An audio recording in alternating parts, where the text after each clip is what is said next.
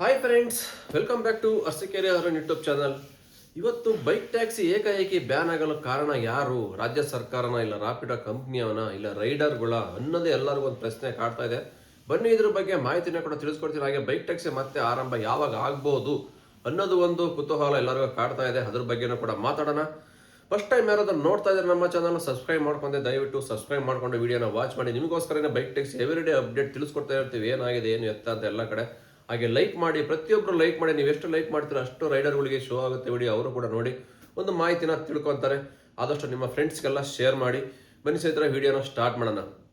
ಈಗ bike taxi ಏಕಾಏಕಿ ban ಆಗೋಯ್ತು. 10 ವರ್ಷದಿಂದ ರನ್ ಆಗಿದ್ದು ಇದಕ್ಕಿದಂಗೆ ಒಂದು ದಿನದಲ್ಲೇ ಡಿಸೈಡ್ ಆಗೋಯ್ತು ಬೈಕ್ ಟ್ಯಾಕ್ಸಿ ಇಲ್ಲಿಗಲ್ಲೂ ಬ್ಯಾನ್ ಮಾಡಿ ಅಂತವ. ಇದಕ್ಕೆ ಕಾರಣ ಯಾರಂದ್ರೆ ರಾಜ್ಯ ಸರ್ಕಾರ ಅಂಡ್ ರಾಪಿಡೋ ಕಂಪ್ನಿ, ಇವರೇನೆ. ಇಲ್ಲಿ ಏನು ಅಗ್ರಿಗೇಟ್ ಕಂಪ್ನಿಗಳಿದ್ದಾರೆ. ಇವತ್ತಿನವರೆಗೂ ಬೈಕ್ ಟ್ಯಾಕ್ಸಿ ಬ್ಯಾನ್ ಆಗಿದೆ, ಒಂದು ಮೆಸೇಜ್ ಇಲ್ಲ, ಒಂದು ನೋಟಿಫಿಕೇಶನ್ ಇಲ್ಲ ಕಂಪ್ನಿಯಿಂದವ. ಎಷ್ಟು ಬೈಕ್ ಟ್ಯಾಕ್ಸಿ ಸೀಸ್ ಆಗ್ತಾ ಇದಾವೆ ಇದ್ರ ಬಗ್ಗೆ ಯಾರು ಮಾತಾಡ್ತಾ ಇಲ್ಲ. ಅಟ್ಲೀಸ್ಟ್ ಒಂದು ಮೊನ್ನೆ ಏನು 5ನೇ ತಾರೀಕು ಒಂದು ಅನೌನ್ಸ್ಮೆಂಟ್ ಹೊಡಿಸಿದ್ರಲ್ಲ RTO ಇಂದ, ನಾಳೆಯಿಂದ ಯಾರೆಲ್ಲ ಬೈಕ್ ಟ್ಯಾಕ್ಸಿ ಮಾಡ್ತಾರೆ ಎಲ್ಲ ಬೈಕು ಸೀಸ್ ಮಾಡ್ತೀವಿ ಅಂತ ಹೇಳಿದ್ರು. ಅವತ್ತು ಕೂಡ ಕೇರ್ ತಗೊಂಡಿಲ್ಲ ರಾಪಿಡೋ ಕಂಪ್ನಿಯವರು, ಹಾಗೆ ಬಿಟ್ರು. ಅದಾದ ನಂತರನೂ ಮತ್ತೆ ಎಷ್ಟು ಬೈಕ್ ಸೀಸ್ ಆದವು ನಿನ್ನೆ ಮೊನ್ನೆ 2 ದಿವಸದಿಂದವ. ಅಟ್ಲೀಸ್ಟ್ ಅವಾಗ್ಲಾದ್ರೂ ಆ್ಯಪಲ್ಲಿ ರಿಮೂವ್ ಮಾಡ್ಬೋದಾಯ್ತಲ್ಲ ಇವರು. ಇಷ್ಟು ಬೈಕ್ ಸೀಸ್ ಆಗ್ತಾ ಇದೆ, ಹುಡುಗರಿಗೆ ಕೆಲವರಿಗೆ ಗೊತ್ತಿಲ್ಲ, ಡ್ಯೂಟಿ ಮಾಡ್ತಾ ಇದ್ದಾರೆ, ಇದರಿಂದ ಅವ್ರಿಗೆ ತೊಂದರೆ ಆಗ್ತಾ ಇದೆ. ಈಗ ಬೈಕ್ ಎಲ್ಲ ಸೀಸ್ ಆದರೆ 3 ತಿಂಗಳು ಬೈಕ್ ಕೊಡಲ್ಲ, DL cancel, insurance cancel, RC cancel ಮಾಡ್ತಾ ಇದ್ದಾರೆ, 20,000 ಫೈನು. ಇಷ್ಟೆಲ್ಲ ಪೆನಾಲ್ಟಿ ಹಾಕ್ಬೇಕಾದ್ರೆ ಅಟ್ಲೀಸ್ಟ್ ಅವರು ಒಂದು ಬುದ್ಧಿ, ಒಂದು ಎಚ್ಚೆತ್ಕೊಂಡು ಆ್ಯಪಿಂದ ರಿಮೂವ್ ಮಾಡಿದರೆ ಇಷ್ಟು ಜನ ಬೈಕ್ ಸೀಸ್ ಆಗೋದೇ ತಪ್ತಾ ಇತ್ತು. ಅವ್ರಿಗೇನು ಯಾರು ಬೈಕಾರು ಸೀಸ್ ಆಗಲಿ ಏನಾರಾಗಲಿ ಅವ್ರ ಪಾಡಿಗೆ ಅವ್ರ ಆ್ಯಪಲ್ಲಿ ಇಟ್ಬಿಟ್ಟಿದ್ದಾರೆ. ಯಾರು ಮಾಡ್ಕೊಂಡು ಹೋಗ್ಲಿ, ಯಾರು ಬಿಡಲಿ ಅಂತ. ನಿಜವಾಗ್ಲೂ ಈ ಒಂದು ಇದರಿಂದ ಸಖತ್ ಬೇಜಾರಾಯ್ತು ಅಗ್ರಿಗೇಟ್ ಕಂಪ್ನಿಗಳಿಂದವ.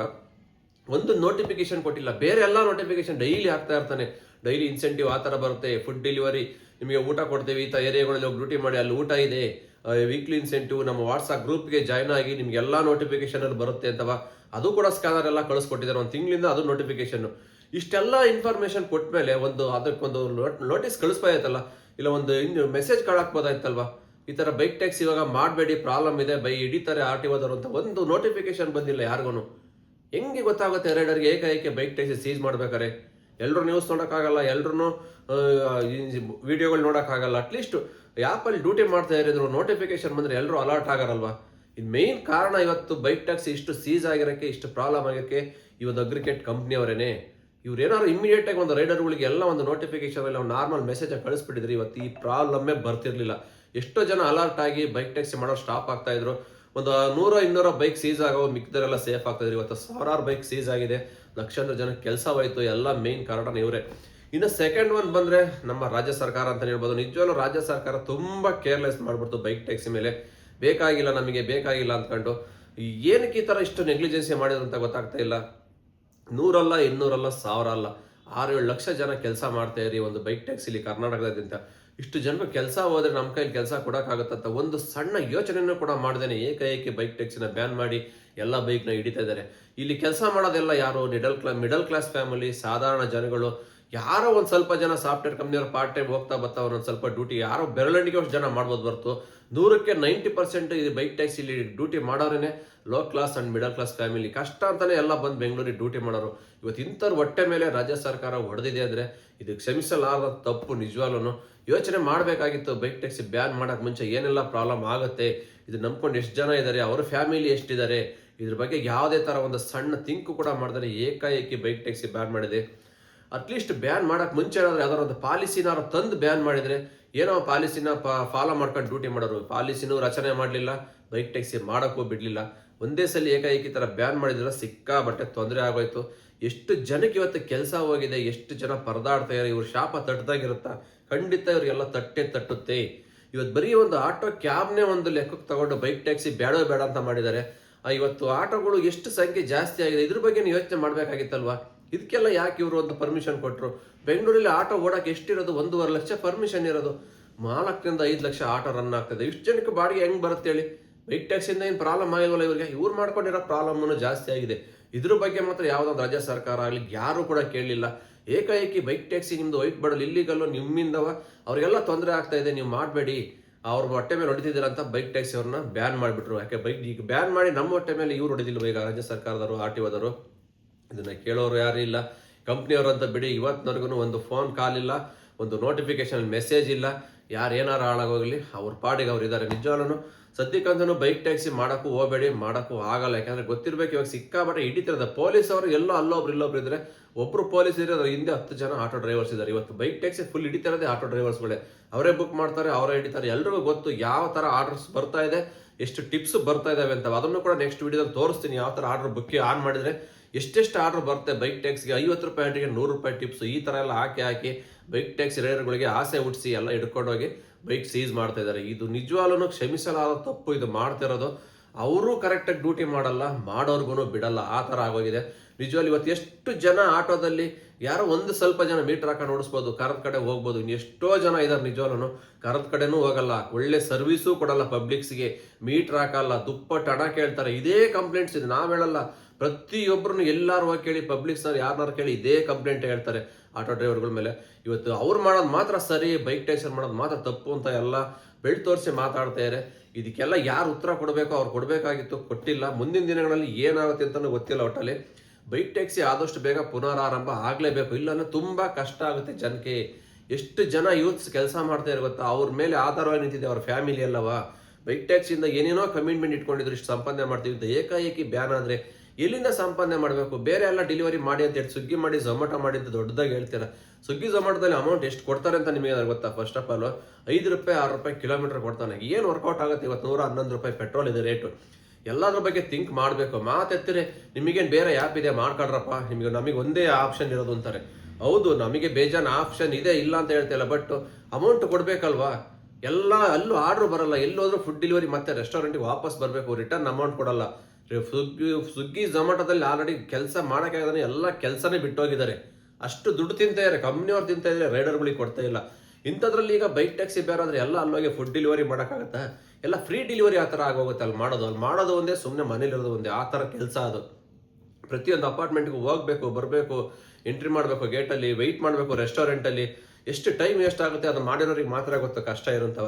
ಸುಮ್ಮನೆ ಕುತ್ಕೊಂಡು ಯಾರೋ ಹೇಳ್ಬೋದು ದೊಡ್ಡದಾಗಿ, ಅದಕ್ಕೆಲ್ಲ ನಮ್ದೇನು ಅಬ್ಜೆಕ್ಷನ್ ಇಲ್ಲ, ಮಾಡ್ಕೊಳ್ಳಿ ಅಂತವ. ಬಟ್ ಆರ್ಡ್ರ್ ಬರಬೇಕಲ್ಲ, ಆ ಥರವ ಬರಲ್ಲ. ಹಂಗಾಗಿ ಏನೋ ಒಂದು ಬೈಕ್ ಟ್ಯಾಕ್ಸಿ ಡೆಲಿವರಿ ಫೀಲ್ಡಲ್ಲಿ ನಂಬರ್ 1 ಕಂಪ್ನಿಯಾಗಿ ನಡೀತಾ ಇದ್ದು ಟೂ ವೀಲರ್ಗೆ ಬೈಕ್ ಟ್ಯಾಕ್ಸಿ ಅಂತಾನೆ ಮಾಡೋದು. ಸುಮಾರು ಜನ ಇದರಲ್ಲೇನೆ ಒಳ್ಳೆ ಸಂಪಾದನೆ ಮಾಡ್ತಾ ಇದ್ರು, ಒಳ್ಳೆ ಜೀವನ ಕಟ್ಕೊಂಡಿದ್ರು. ಇವತ್ತು ಈ ಒಂದು ಕಂಪ್ನಿ ಬ್ಯಾನ್ ಆಗಿದ್ರಿಂದ ಎಷ್ಟು ಜನದ ಹೊಟ್ಟೆ ಮೇಲೆ ಹೊಡೆದಿದ್ದಾರೆ ಅದು ಹೇಳಕ್ ತೀರ್ದು. ಅವ್ರ ಕಷ್ಟ ನಿಜವಲ್ಲ, ಅವ್ರ ಶಾಪ ತಟ್ಟುತ್ತೆ ಎಲ್ಲರಿಗೂ. ಇವತ್ತು ಎಷ್ಟು ತೊಂದರೆ ಕೊಟ್ಟಿದ್ದಾರೆ ಬೈಕ್ ಟ್ಯಾಕ್ಸಿ ರೈಡರ್ಸ್ಗೆ, ಎಷ್ಟೆಲ್ಲ ಲಾಸ್ ಆಗಿದೆ. ಇದಕ್ಕೆಲ್ಲ ಯಾರು ಹೊಣೆ ಅಂದರೆ ನೀವು ಮಾಡಿರ್ತಕ್ಕಂಥನೇ ತಪ್ಪು. ಇನ್ನು ರೈಡರ್ಗಳ್ದಂತ ಬಂದರೆ ಕೆಲವೊಂದು ರೈಡರ್ಗಳದ್ದು ತಪ್ಪಿದೆ, ಇಲ್ಲ ಅಂತ ಹೇಳ್ತಾ ಇಲ್ಲ. ಒಂದು 10% ರೈಡರ್ಗಳದ್ದು ತಪ್ಪು ತಗೊಳ್ತೀವಿ. ಯಾಕೆಂದರೆ ಕೆಲವೊಬ್ಬೊಬ್ರು ರ್ಯಾಶ್ ಡ್ರೈವ್ ಮಾಡಿ ಆಕ್ಸಿಡೆಂಟ್ ಮಾಡಿದ್ರು, ಕೆಲವೊಬ್ಬೊಬ್ರು ಸೇಫ್ ಹೆಲ್ಮೆಟ್ ಕೊಡ್ದಾನೆ ಆಕ್ಸಿಡೆಂಟ್ ಮಾಡಿದ್ರು, ಇನ್ನು ಕೆಲವರು ಟೈಮ್ ಪಾಸಿಗೆ ಮಾಡಕ್ಕೆ ಬಂದರು ಬೈಕ್ ಟ್ಯಾಕ್ಸಿನ, ಅಲ್ಲಿ ಆಕ್ಸಿಡೆಂಟ್ ಮಾಡಿದ್ರು. ಈ ಥರ ಆಗಿದ್ದು ಲಾಸ್ಟ್ 1 ಮಂತಿಂದ ನೋಡಿರ್ಬೇಕು 3-4 ಆಕ್ಸಿಡೆಂಟ್ ಆಗೋಯ್ತು. ಎಲ್ಲ ಲೇಡೀಸ್ತೇನೆ, ಸುಮಾರು ಡೆತ್ ಅದು, ಸೀರಿಯಸ್ ಇಂಜುರೀಸ್, ಎಲ್ಲ ಮೇಜರ್ ಇಂಜುರಿ, ಈ ಥರ ಎಲ್ಲ ಆಗಿದ್ದನ್ನ ಇದು ಜಾಸ್ತಿ ಹೈಲೈಟ್ ಆಗೋಯ್ತು. ಇದು ಪ್ರತಿನಿತ್ಯ ನ್ಯೂಸ್ಗಳು ದೊಡ್ಡದಾಗಿ ಹೈಲೈಟ್ ಮಾಡಿ ವೈರಲ್ ಮಾಡಿ ಬೈಕ್ ಟ್ಯಾಕ್ಸಿನ ಬ್ಯಾನ್ ಮಾಡಿದ್ರು. ಇವತ್ತು ಇದೇ ಮೇನ್ ಕಾರಣ. ಇದು ಒಂದು ತಗೊಂಡಿದ್ದಾರೆ. ಯಾಕೆಂದರೆ ಕೆಲವು ರೈಡರ್ಗಳು ಮಾಡಿರೋ ತಪ್ಪಿಂದನೇ ಇವತ್ತು ಬೈಕ್ ಟ್ಯಾಕ್ಸಿ ಬ್ಯಾನ್ ಆಗಿದೆ. ಹಂಗಾಗಿ ಯಾರೆಲ್ಲ ರೈಡರ್ಗಳಿದ್ದೀರಾ ನಿಜವಾಗ್ಲೂ ಕೇರ್ಫುಲ್ ಆಗಿ ಮಾಡಬೇಕಾಗುತ್ತೆ ಡ್ಯೂಟಿನ. ಮತ್ತೆ ಯಾವಾಗ ಬರುತ್ತೆ ಹೇಳೋಕ್ಕಾಗಲ್ಲ, ಪರ್ಮಿಷನ್ನು ಬರುತ್ತೆ, ಒಟ್ಟಾರೆ ಬರಲ್ಲ ಅಂತ ಹೇಳೋಕ್ಕಾಗಲ್ಲ. ಪರ್ಮನೆಂಟಾಗಿ ಎಲ್ಲೂ ಬ್ಯಾನ್ ಆಗಿಲ್ಲ, ಯಾವ ಸ್ಟೇಟಲ್ಲೂ ಬ್ಯಾನ್ ಆಗಿಲ್ಲ. 1-2 ತಿಂಗಳು ಬ್ಯಾನ್ ಆಗುತ್ತೆ, ಆ ನಂತರ ಅದಕ್ಕೆ ಆದ ಒಂದು ಪಾಲಿಸಿ ತಂದು ಮತ್ತೆ ಓಪನ್ ಆಗುತ್ತೆ. ಕಾದು ನೋಡ್ಬೇಕಾಗತ್ತೆ ಅಷ್ಟೇ. ಈಗ ನಮ್ಮ ಕರ್ನಾಟಕ ರಾಜ್ಯದಲ್ಲೂ ಅಷ್ಟೇ, ಯಾವಾಗ ಬರುತ್ತೆ ಅಂತ ಗೊತ್ತಿಲ್ಲ ಬೈಕ್ ಟ್ಯಾಕ್ಸಿ. ವೆಯ್ಟ್ ಮಾಡಬೇಕು, ಅಲ್ಲಿವರೆಗೂ ಆಲ್ಟರ್ನೇಟಿವ್ ಏನಾದ್ರು ಒಂದು ವ್ಯವಸ್ಥೆ ಮಾಡ್ಕೊಳ್ಳೇಬೇಕಾಗುತ್ತೆ. ಡ್ಯೂಟಿಗೆ ಮನೇಲಿ ಕೂತ್ಕೊಂಡ್ರಂತೂ ಜೀವನ ಸಾಗಲ್ಲ, ತುಂಬ ಕಷ್ಟ ಇದೆ ಬೆಂಗಳೂರು ಲೈಫಲ್ಲಿ. ಒಂದಿನ ಕೆಲಸ ಇಲ್ಲ ಅಂದರೆ ಬೆಂಗಳೂರಲ್ಲಿ ಜೀವನ ಮಾಡೋದು ಭಾರಿ ಕಷ್ಟ. ಎಲ್ಲ ಕೊಂಡು ತಗೋಬೇಕು, ದುಡ್ಡು ಕೊಟ್ಟು ತಗೋಬೇಕು, ಎಲ್ಲ ರೇಟು ಎಕ್ಸ್ಪೆನ್ಸಿವ್ ಆಗಿರೋದವ. ಒಂದು ದಿನ ಮನೇಲಿದ್ರು 100 ಟೆನ್ಷನ್, ತಲೆಗೆ ಡಿಪ್ರೆಷನ್ಗೆ ಹೋಗ್ಬಿಡ್ತಾರೆ ಹುಡುಗರು.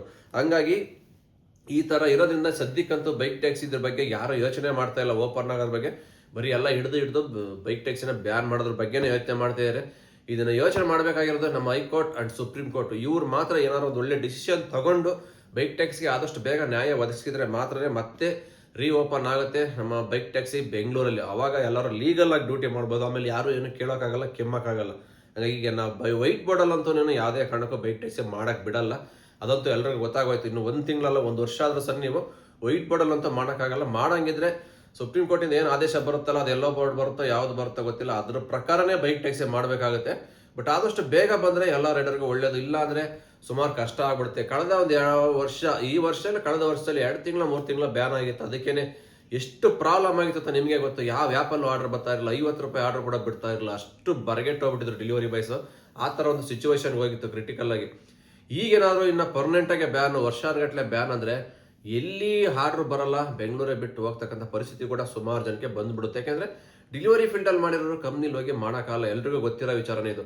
ಕಂಪ್ನಿಲಿ ಕೊಡೋದು 15,000 ರೂಪಾಯಿಗೆ 8ರಿಂದ 10 ಅವರು ಅವ್ರು ಹೇಳ್ದಂಗೆ ಕೇಳ್ಕೊಂಡು ಬಯಸ್ಕೊಂಡು ಲೀವ್ ಕೊಡಲ್ಲ.